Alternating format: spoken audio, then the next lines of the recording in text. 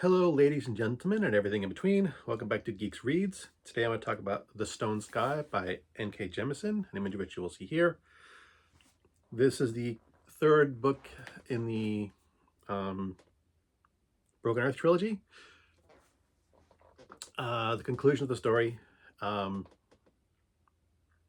I pretty much just finished a couple days ago. There will be some spoilers for the conclusion for the last book, and perhaps some spoilers for this book as well, although I do, if you've watched me before, I try to avoid that. But I will talk about some things. This book takes place almost immediately after the end of the last book. In the last book, we got to know Esun's daughter, Nesun.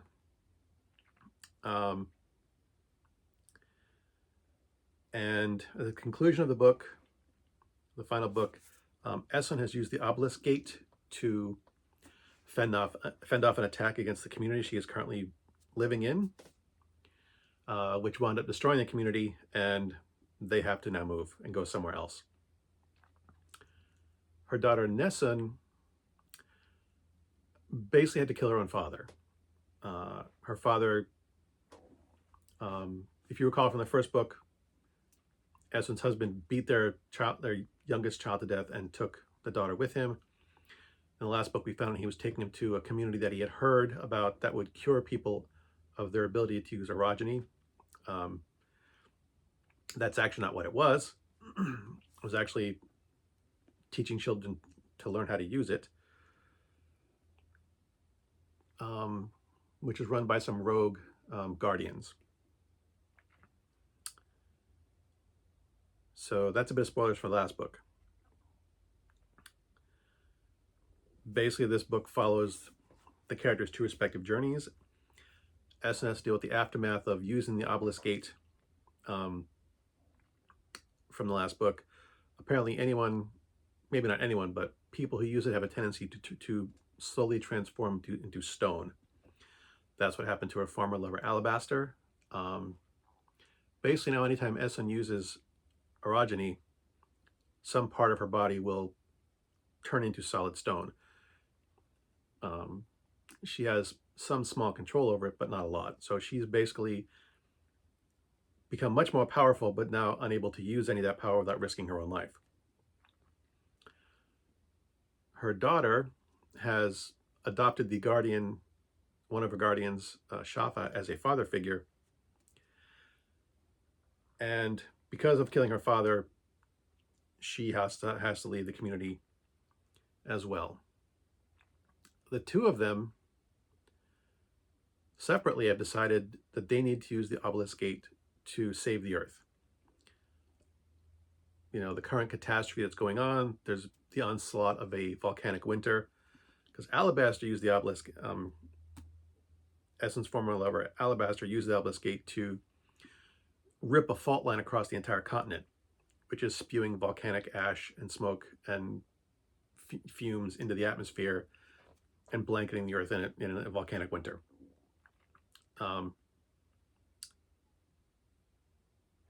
Like I said, the two of them have decided to basically do something similar.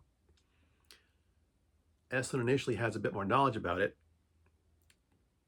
from things she's learned from Alabaster and from Hoa, the Stone Eater, who has become her companion. First, Esun has to travel with the community that she helped destroy to a new one, which will take some time, and Esun's arm has turned to stone as a result of using the obelisk gate. So she's in poor health. She starts the story off kind of like in a waking coma, just from the stress of trying to fire up, without really knowing what she was doing, the obelisk gate.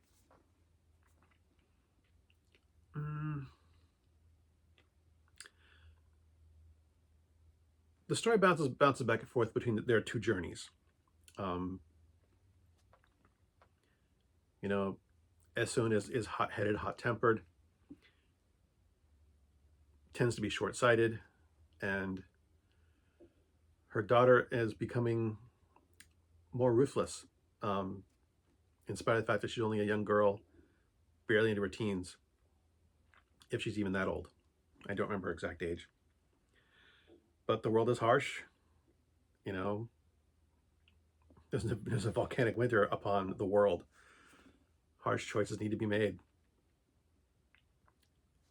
This book introduces a third point of view, which has not been in the previous books.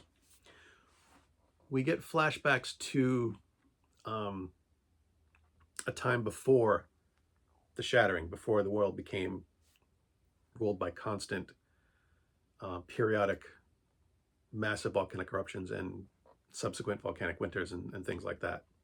What they call the fifth season, or seasons in this trilogy. And we're basically seeing it through Hoa's point of view, the Stone Eater. So we're getting his take on things. Also in the current storyline, he narrates some parts of Esun's story, as though he's relating it to her to try and remind her of something, or he's telling it to her like he's like narrating her life to her for some reason.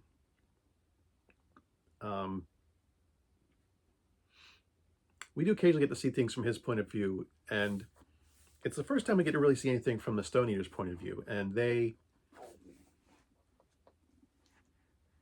tend to view time differently, given that we don't initially know how old any of them are. When people talk, when we see things from Hoa's point of view, when people talk to him, he's like, I wait a few seconds or a few decades, it doesn't really matter. He has no idea how much time has passed between someone asking him a question and his response. It could be decades, it could be seconds. He doesn't know, because he doesn't seem to really care. Time really doesn't seem to have a lot of the same meaning to them as it does to normal people. So I found that aspect of it very interesting.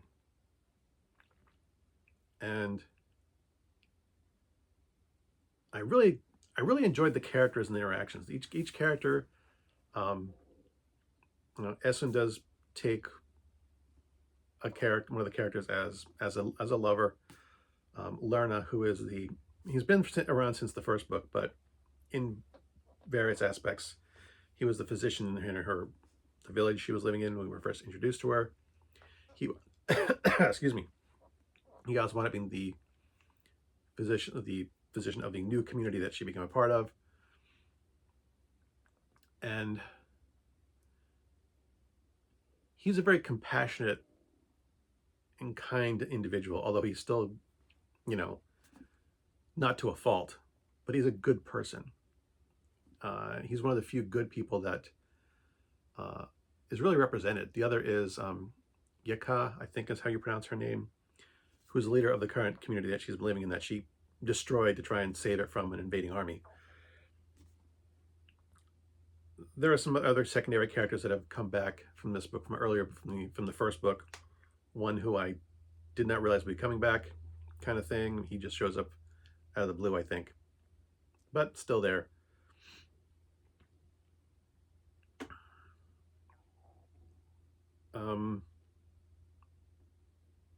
Yeah, I mean, this book, a good chunk of it is these two characters, Esun and Nessun's journeys, about how Esun is with the community that's traveling from the one that was destroyed to a new one. Basically, they're going, the invading army, which was killed, they're going back to take over that now vacant community. It's I won't explain it exactly, but it's basically abandoned now. It's full of supplies. They might as well go there and live, but it still takes them a couple of months to get there, maybe more than a couple of months. And then it's Nessun's journey with Shafa the Guardian. They're trying to find a way to access the obelisk gate. They do have Esun and her daughter do have different ideas of what they want to do, but they both do revolve around the moon. One thing we have learned in the previous book is that the moon is gone, and the implication is that Father Earth is angry that his child has been thrown away, or flung away. not thrown away, like flung away from the Earth. So his child was stolen. It is on a parabolic orbit heading back towards the planet Earth. And then you can, the obelisk gate can be used to catch the moon. If you do it right, you could put it back in orbit. If you do it wrong, you could fling it away permanently or crash into the Earth and destroy everything, including the Earth itself. That is the general thrust of the story, although it is interspersed with images of the past, where we are basically told how this all started. The creation of the Stone Eaters, the creation of the obelisk gate, how the shattering happened, how the moon was lost. Jemisin basically explains everything. That is, as much as I enjoyed learning that information, that is actually one of the few criticisms I have of the book itself.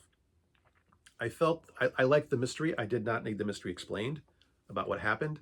I think it could have been, you really could have told a story without it. It didn't really need it. And I liked the mystery of not knowing what happened. That said, it was explained very well. I think the past editions of stuff were told really, really well. I really enjoyed the characterizations of those individuals, the people we get to meet in the past, the story that was told about how everything went wrong and why it went wrong. That was really, really well done. I just would have preferred it to be a mystery. So no complaints about that writing aspect of writing it. My only other really complaint is that the end of the story is very, very obvious. I mean, given what I've just outlined, they're going to use the obelisk gate to catch the moon. And then Essen plans to do this as one of the most powerful practices of the magic that they use still alive. And that her daughter is learning to be as powerful as she is, just, through having to survive and do stuff. That's coming a mile from, you can see what's coming a mile away. So I don't like having things be that obvious, the endings of the book be as obvious as they are. There were still some small twists that I had not expected that happened. But nothing that happens in the last few chapters of the book, I can't say nothing is a surprise. There are one or two, but everything progresses pretty much as you expect it to. I mean, when you're watching Star Wars for the first time, they're going to blow up the Death Star. You just don't know how, but you're just so excited to be along for the ride. With this, it's much, much slower paced. There's not as much action. Even the action sequences at the end aren't really very actiony, and they're very brief. So it's like a long build-up with a really, really short, high emotional piece, and then the payoff. So it's like, I guess the pacing was a bit off. That's really the only way I can describe it. That said, I think these are very small criticisms. I burned through this book in just a couple of days. I liked it well enough that I'm probably going to buy some other books by this same author. I would highly recommend the entire trilogy. I think that Jemisin has created a unique world with a unique perspective. And that's one of the reasons that I bought it. It was recommended to me, the series was recommended to me because of that. And I totally agree. She's done a great job with the world that she's brought to life. And would definitely recommend that you read it. Anywho, as always, thanks for watching. As always, my stuff is complete and total crap. And until next time, good hunting.